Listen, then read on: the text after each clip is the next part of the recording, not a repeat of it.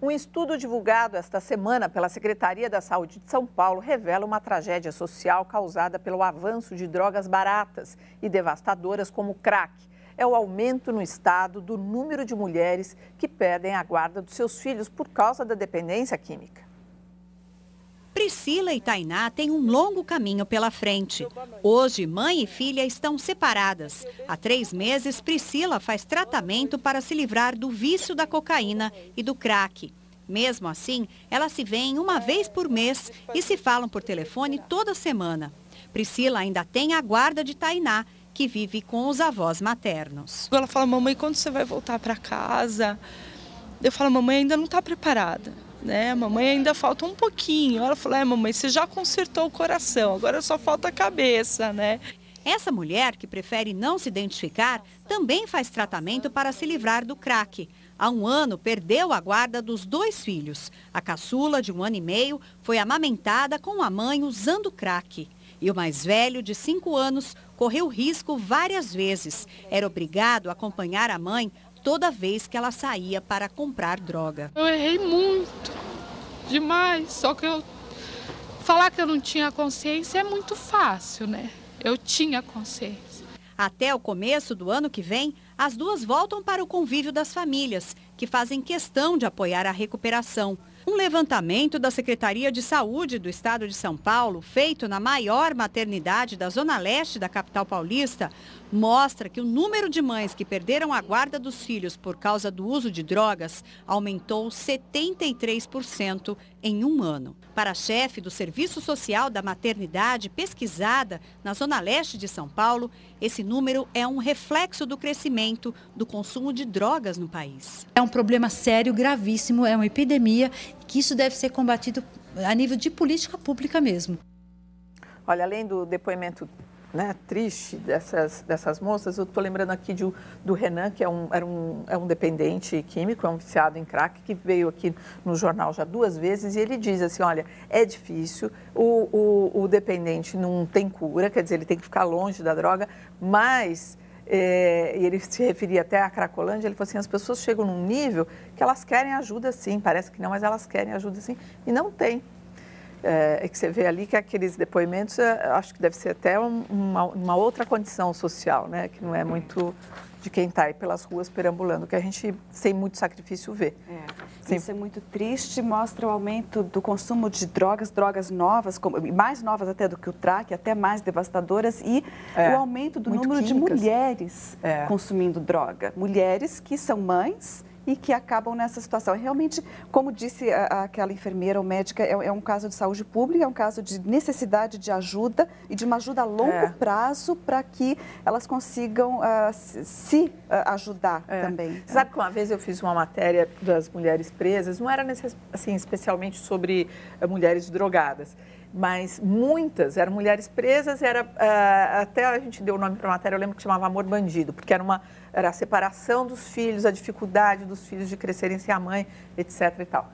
E muitas entravam ou nas drogas ou por conta de desfalque, empresa que trabalhava a vida inteira por conta dos amantes, que depois que elas são presas, eles somem, não aparecem. Muitas engravidavam, inclusive do traficante. E o filho fica com a mãe, por isso a gente vê essa notícia dessa forma, é muito triste. Olha, mudando de assunto, hoje faz 3 anos da quebra do banco americano Lehman Brothers. A falência precipitou uma crise financeira que repercutiu no mundo inteiro, com reflexos ainda hoje, principalmente na Europa. A crise começou em 2008 nos Estados Unidos com o superaquecimento do mercado imobiliário. Os compradores não honraram as dívidas e as instituições financeiras entraram em colapso. O primeiro da lista foi o Lehman Brothers. A quebra da empresa de 158 anos arrastou outras companhias e países. A Islândia estatizou o 2º maior banco do país. Em outubro de 2008, a Alemanha, França, Áustria e Itália injetaram mais de 1 trilhão de euros em ajuda ao sistema financeiro. Em 2009, o grupo dos 20 países mais ricos do mundo liberou outro $1 trilhão para a economia mundial. Depois de 3 anos, a crise passou dos bancos para os governos, como os da Grécia, Irlanda, Portugal e Itália. Hoje, o parlamento italiano aprovou o pacote de austeridade do governo de Silvio Berlusconi para tentar conter a crise. A presidente do FMI, Christine Lagarde, alertou para o risco de uma recessão global iminente. A queda no nível de atividade nos Estados Unidos, a desaceleração da economia americana vai puxar toda a economia mundial para baixo. Na China, país que, ao lado do Brasil e outros emergentes, pode socorrer a Europa, a crise é tema dominante no Fórum Econômico Mundial. Mesmo que o Brasil venha a ter problemas, e vai tê-los, mesmo assim, nós vamos continuar crescendo. O que pode ocorrer de pior é que a taxa seja de 2% ao ano. Eu gostaria que o Ricardo ajudasse a gente aqui. Quando a presidente do FMI, a Christine Lagarde, fala que os países desenvolvidos devem agir e rápido, com audácia, o que ela quer dizer exatamente com isso? Olha, acho que a matéria vem, acho que é muito bem colocada. Se a gente pegar a sequência dessa crise, que hoje tem um novo capítulo, ela de fato começou há 3 anos atrás, um pouco mais até, quando deram os primeiros sinais de que o sistema financeiro ele tinha crescido na última década e meia de uma maneira muito pouco controlada e muito pouco regulada, né? Nós tivemos um primeiro susto, né, que foi em 2008, aí uma ação mais ou menos coordenada ad hoc durante essa primeira crise gerou uma sensação de que tinham mais ou menos se arrumado os principais problemas. Um ano depois, volta a crise, mais grave do que a anterior, e obriga uma mobilização dos estados de maneira muito importante. Trilhões foram investidos para recuperar banco, ou como falou a matéria, estatizar banco, coisa que não era típico desse mundo. De novo, o mundo acabou se iludindo de que as questões estavam mais ou menos equacionadas do ponto de vista da forma de funcionamento do sistema financeiro internacional, que por sua vez está muito ligado à forma de funcionamento da economia internacional. Tivemos um terceiro capítulo e eu acho que nós não vamos parar no terceiro capítulo, vamos ter outros. Ou seja, nós estamos falando de um problema da governança econômica internacional que está numa crise importante. E isso que você está falando vai aqui ao encontro do que diz o presidente do Banco Mundial, que ele fala que o mundo está entrando numa nova zona de perigo, que é mais ou menos isso que você está dizendo. Exatamente. Agora, você sabe que talvez essa forma de governança que você está dizendo, eu queria saber se vou dar um exemplo aqui, ver se é disso que você está falando. Eu tenho uma amiga que é professora de grego antigo e tal, e ela foi para a Grécia recentemente e ela disse, olha, é impressionante, quando chega 1h, eles param de trabalhar e só vão retomar, fazer a siesta, né? Só vão retomar o trabalho às 6h da tarde. Quer dizer,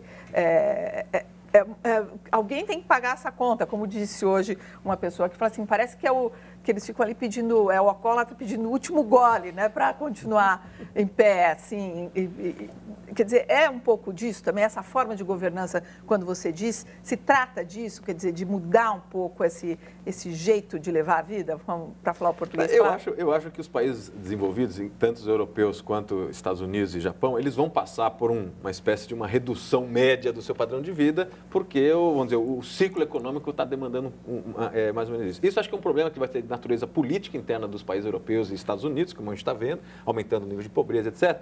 Mas quando eu penso na questão da governança, ele remete, vamos dizer, a um ciclo talvez mais longo, que diz respeito ao tipo de ordenamento que foi criado no pós-Segunda Guerra, que teve um período de administração de uma relativa crescimento internacional, com uma relativa ordem, e que está em colapso. Eu acho que esse tema mais sistêmico, e que às vezes, como eu acho que o próprio Zeller comentou agora nessa fala, de que se preparem para uma recessão mais ampla, é disso que você está falando. Ou seja, nós temos um problema de forma de organização do capitalismo mundial que ganhou novas dimensões e que as instituições atuais estão sendo incapazes de gerir. A questão do banco é uma, a questão da forma de do equilíbrio fiscal dos europeus é outra. Mas eu diria que tem problemas aí realmente graves pela frente e que o próprio Brasil vai ter que se preparar. O Carlos está perguntando aqui no e-mail para você, você acredita que o euro está indo para as cucuias? Não, eu não acho. Eu não acho que o euro esteja indo para as cucuias. Eu acho que o euro está passando por ele tomou a criação do euro no momento que foi, em 2000, foi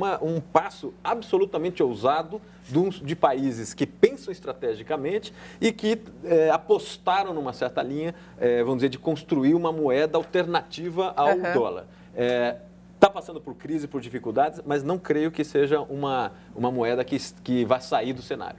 Olha, a gente teve há pouco, quando mostramos a matéria dos 90 anos do Dom Paulo, teve um probleminha numa segunda matéria que a gente ia passar em seguida. E então agora você vê o Dom Paulo Evaristo Arnes, que está no nosso arquivo especial de hoje. Paulista de Forquilinha, Dom Paulo foi o 5º arcebispo de São Paulo e o 3º a receber o título de cardeal.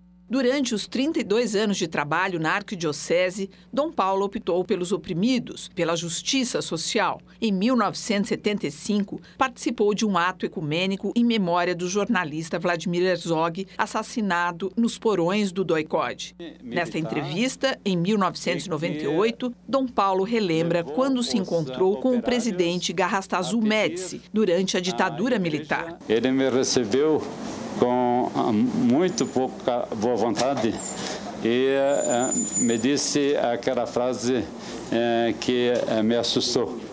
O poder constituído pela Revolução não arredará 1 milímetro do que está fazendo e que os padres fiquem na sacristia que nós vamos cuidar da ordem pública.